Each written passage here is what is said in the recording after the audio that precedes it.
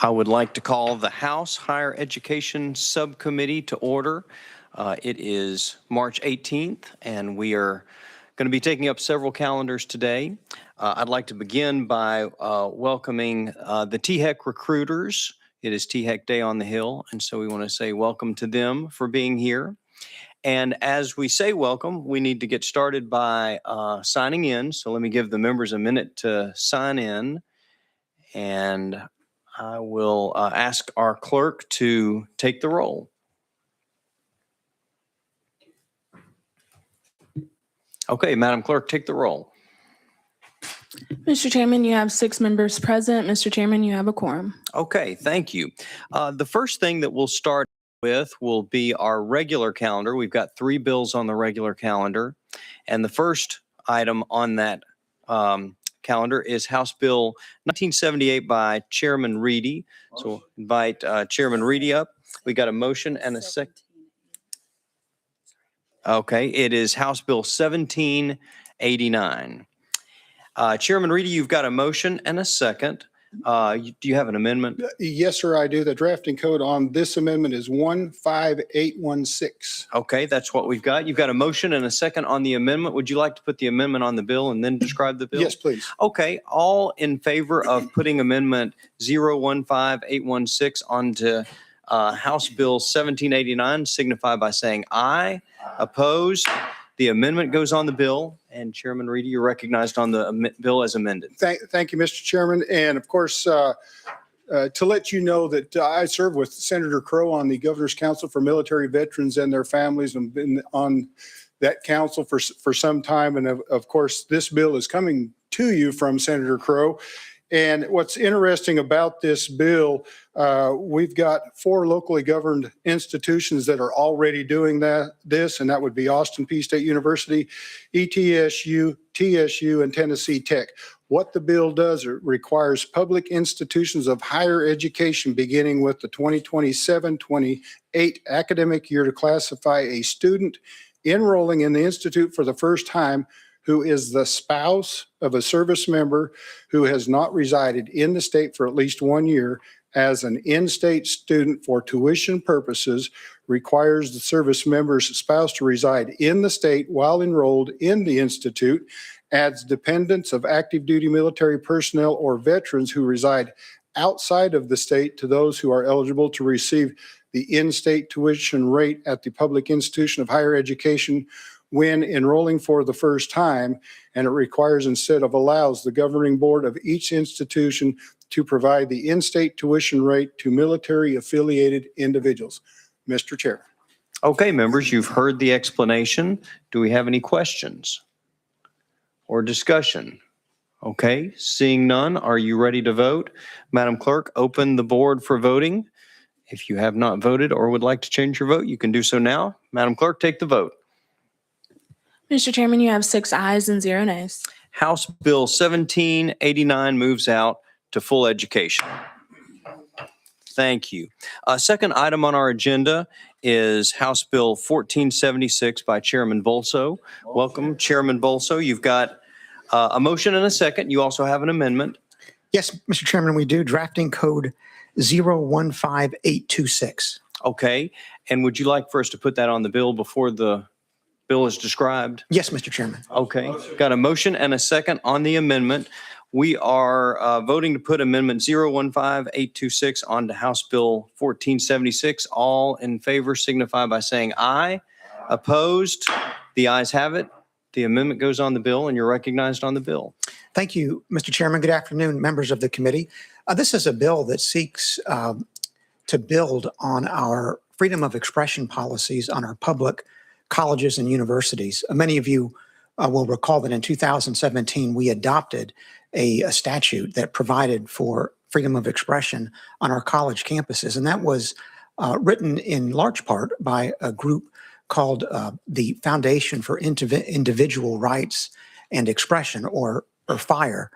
And it's a very good policy. And what this does is it builds on it in 3 ways. One, it requires our public colleges and universities to adopt a statement on freedom of expression that's consistent with a policy that was adopted by the University of Chicago in 2015, which is described as the gold standard for freedom of expression on college campuses. Second, it also requires that our public colleges and universities adopt a policy on political and social action that's consistent with the Calvin Report, once again from the University of Chicago in 1967, that indicates that our universities are to be places where debate can be conducted in a civil manner, giving time for both sides of an argument to be presented, with the university itself not taking a position, but being the place where those who have competing views can be heard.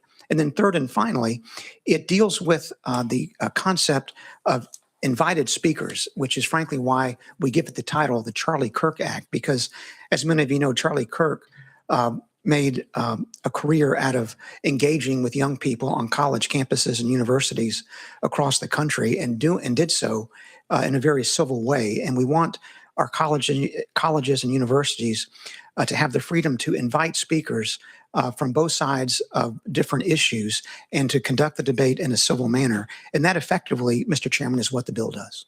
Okay, thank you, Chairman Volso. Members, any questions about the bill? Okay, Representative Glenn. Thank you, Mr. Chairman, and to the sponsor. I still have a lot of problems with the bill, period. As we all know, Charlie Kirk was a divisive person in society. And whether you agree with him or not or disagree, that's up to you. It's up to individuals to make that decision. But when you have someone that is that divisive, to name a bill after them when we're talking about freedom of speech, freedom of assembly, freedom of all the things that you mentioned, then I would think we would want to invite someone who was not divisive to the point to where you created an environment that was not safe.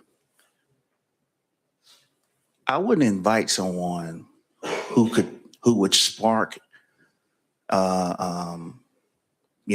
putting kids in positions where violence may take place, or putting kids in a place that could create, and I'll just be honest, a race war. Because you have the argument of, civil debate. And to be honest with you, unfortunately, we're long past civil debate. I'm not saying we can't get back, and I'm not saying it's not needed. But to have a divisive figure, to say we're going to have civil debate and we're going to name it after this divisive figure, I just don't know how we get there. How do we get to naming it someone who was this divisive? And that's my question. Chairman Volso. Thank you, Mr. Chairman. Let me offer an answer in two respects, Representative Glenn. First, obviously, the substance of the bill is not affected by the title of it. And so I think when we look at what the policy is for the state of Tennessee, it would be hard for anyone to disagree with the concept that we want to be a state that has adopted the gold standard for freedom of expression on public colleges and universities. And we want to be the gold standard for having public colleges and universities that are known to be neutral when it comes to divisive political and social issues, but places where others with differing viewpoints can come and debate in a civil manner. That's the substance of the bill. So even if one has a concern about the title of it, my request would be that you focus on the substance of the law and the benefit it's going to bring to our public colleges and universities. And then secondly, I do think that it needs to be mentioned that although some found Charlie Kirk's views divisive, no one can claim that he ever was a person who refused to debate, refused to engage in dialogue, or was uncivil in doing so. In fact, he was the opposite of that. He appeared normally under a tent on a campus of a college or university, often under a sign that said, "Prove me wrong." And he was generous, he was charitable, he was giving to anyone who debated him, regardless of their position. And frankly, I think that's what we need. And I think even in legislative debate, that's what we need. When you think of Charlie Kirk, you certainly think of somebody who was a conservative, but for the purposes of this bill, it's named after him not because he had a conservative viewpoint, but because he actually gave his life in the defense of freedom of expression and doing so in a civil manner. And that's why we've sought to honor him posthumously with the naming of this bill. Representative Glenn. Thank you, Mr. Chairman. And sponsor, I'll agree that civil debate is necessary, and I'll agree with the premises of your legislation in terms of civil debate. Again, my argument was not with the premises of the legislation. It's the naming of it for someone who was so divisive. As a Black man, when I think about some of the things that were said, how can I say, yep, that was civil? I don't get on an airplane and all of a sudden I look at the pilot and say, gee, I wonder is that white man qualified? Or that woman? I don't say that. I get on the plane and sit down because I know that an airline is not going to put an unqualified person to fly me. So to make that comment is divisive. To make a comment about 3 Black figures, First Lady Obama, our Supreme Court Justice, and Jasmine Crockett, and to say that they don't have the brain cells, that's an insult to every Black female in this country. That's divisive. To somehow say that Black folks in general didn't earn the position that they're in, I don't even want to give you the examples of folks who are in positions that they didn't earn it.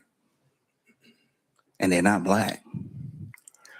So to say that we're going to name something after someone who was that divisive and then say, I want everyone to come and to come under this tent or to come into this area and have this civil debate that's named after someone who's made such derogatory comments about a certain race, how can we say this is going to be civil? This is what we need. Yes, the premises of the bill, I can agree with you all day. If it was just the premises of the bill, I'd vote for the bill. But the divisiveness of the name that you're asking people to say, I want to debate under the name of Charlie Kirk. It's no different than what I said last week with the other bill that came. If you wanted to call it a courtyard of civil debate, I'd vote for it. But when you put that name, then we have a problem because that's not the person who, that was a very, it just doesn't fit for me. And that's my problem with this legislation. Okay, Chairman Bolso. Thank you, Mr. Chairman. Certainly, Representative Glenn, I respect your position and your perspective enormously. I would give just a gentle pushback in that some of the comments that you referred to are things that were debated in the public forum, even beyond Charlie Kirk. I mean, for example, I think President Biden, before he nominated Justice Ketanji Brown Jackson to the Supreme Court, said he was going to choose a Black woman. And that obviously gives rise to a discussion about DEI and whether that's appropriate. Should you look for the most qualified person in the country, or should you look for someone who's of a particular race and of a particular sex? And then the same thing repeated itself or occurred earlier when he selected Kamala Harris as his vice presidential nominee. He also made a point of the fact that he was choosing Vice President Harris in part because of her race and because of her gender. So those are things that I can certainly understand how one might consider them to be offensive in some ways. They are matters that were in the public, that were debated, and are certainly issues that we want to have an active dialogue about on college campuses and universities. So I certainly respect enormously your perspective, but I do think that it would be wrong for us to look at Charlie Kirk's life as just being the life of someone who was divisive and who attacked one race. I do not think that when you look at the whole body of his work, that that's a fair characterization. Okay, Representative Glenn. Thank you again, Mr. Chairman. And we'll, and to the sponsor, yes, you can debate. Biden said he wanted a black female vice president. He wanted a black Supreme Court justice. But we can also say that many presidents have said who they want to put in a place, and they weren't called DEI.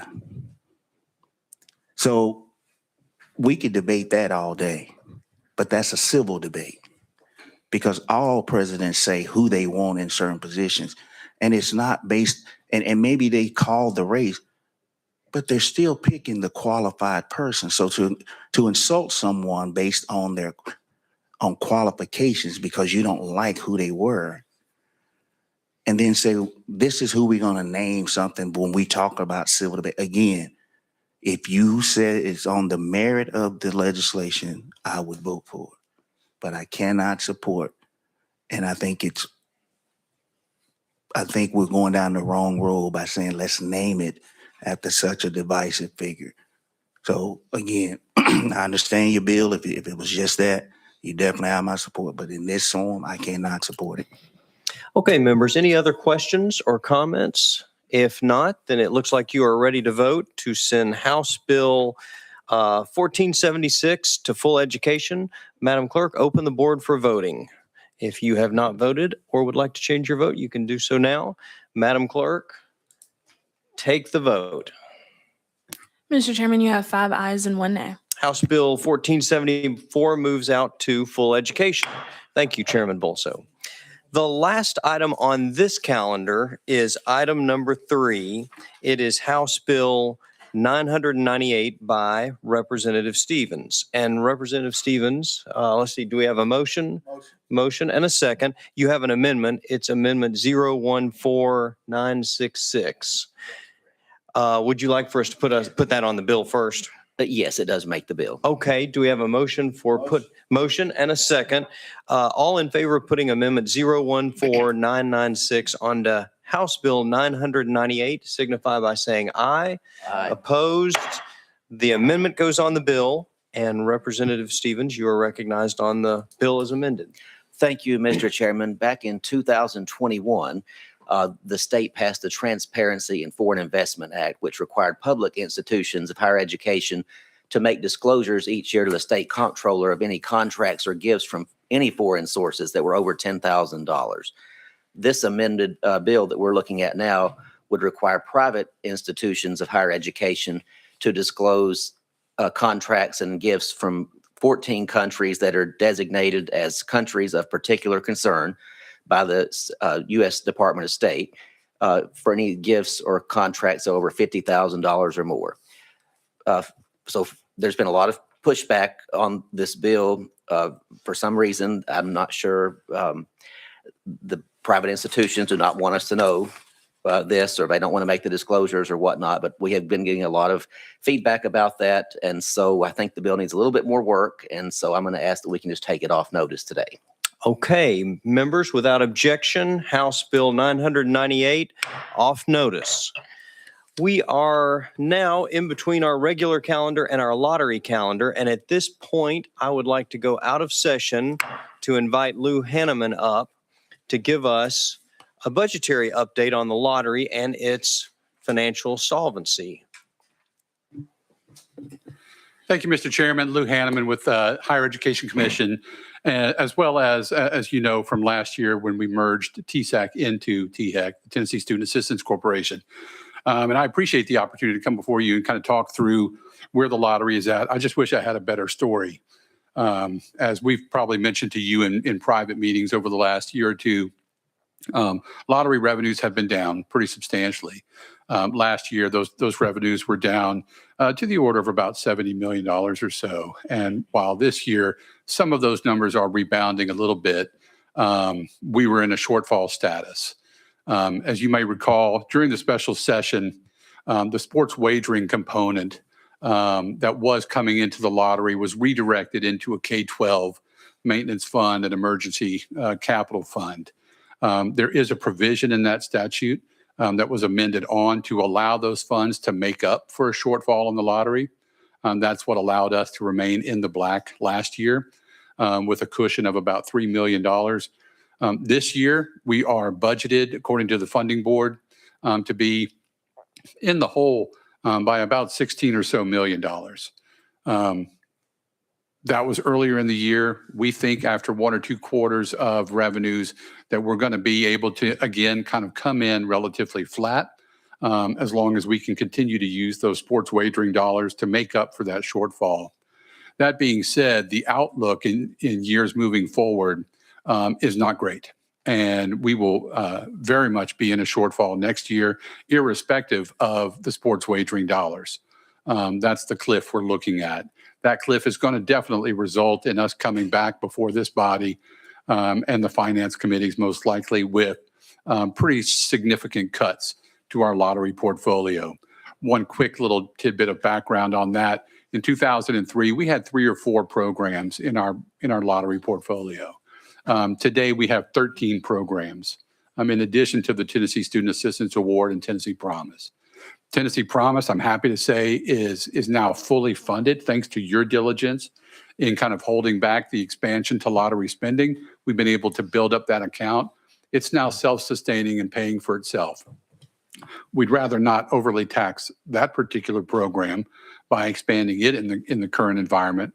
But next year, we will come back with recommendations to likely overhaul the entire portfolio with an eye towards what's best for students, what's best for, keeping the state's return on that investment for financial aid front and foremost. And so, and again, pulling in all the stakeholders, institutions, legislature, the administration, whoever that might be in next year's after the elections and all that. But that's pretty much where we stand. Happy to take any questions. I would just emphasize that we are definitely in a no expansion, recommendation here for the time being. Okay, thank you, Mr. Hanneman. I know the committee members are interested in your comments. This is a committee full of fiscal conservatives, I'm sure. Any questions for Mr. Hanneman? If not, then we'll, Representative Glenn. I was waiting on somebody else to ask a question. And yes, thank you, Mr. Chairman, and thank you, sir. I am a fiscal conservative. So you mentioned that the revenue is down, but you were able to use the sports wagering dollars. But then you mentioned when you started, there was 4 programs. Mm-hmm. I'm assuming that was being funded by this, yes. But now it's 13. What was the original 4? Do you remember the original 4 that was funded? Let's see. I'll flex this with the caveat that I'll come back to you with the exact. So the Base Hope Scholarship Program was really what was originally passed. There was also a General Assembly Merit Scholarship component to that. And then we also have a needs-based component to that. Those are called the bookends. Those are stipends in addition to your grant. We also had a needs-based program called Access.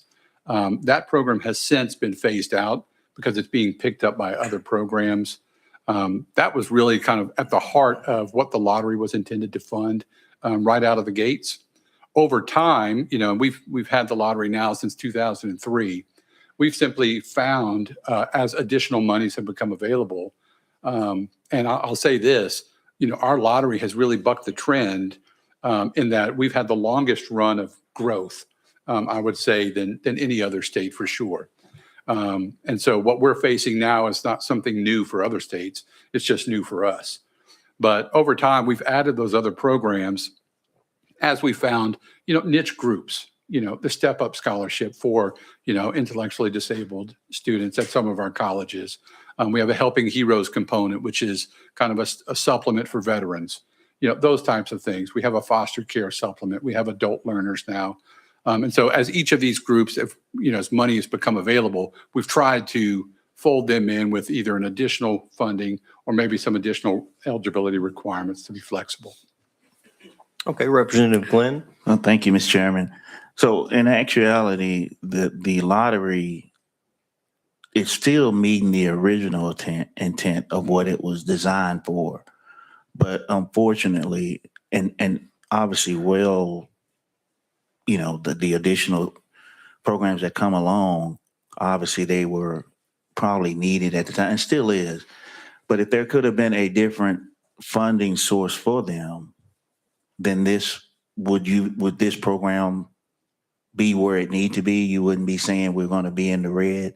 So if we went back to the original and maybe found a different funding source for the additional 9, would that be something that would put this program back in the positive note? Yes, sir. I think that's actually a great point. I think that, rather than just arbitrarily kind of cutting off programs that have found their way into the portfolio, I think one of the things we'll definitely be looking at, what was that original intent? And, is going back to 3 or 4 programs, that meet the needs of all those students, without having to be niche programs, how can we do that and kind of provide more for all the students rather than have unique programming? That's one approach. We're going to be sitting down over the summer and fall. Chairman Mark White and Chairman Dawn White over in the Senate have asked us to do a deep dive and really do the analysis on the return on investment for each one of these programs, and use that as maybe a beginning point to come back to this body later this year with a full report and recommendations after consulting with the institutions and systems and anyone else who, is a stakeholder in that conversation. But I do think getting back to what was the lottery intended for is going to allow us to kind of get back into, a pay-as-you-go type scenario. Thank you, sir, and thank you, Mr. Chairman. Okay, any other questions for Mr. Hanneman?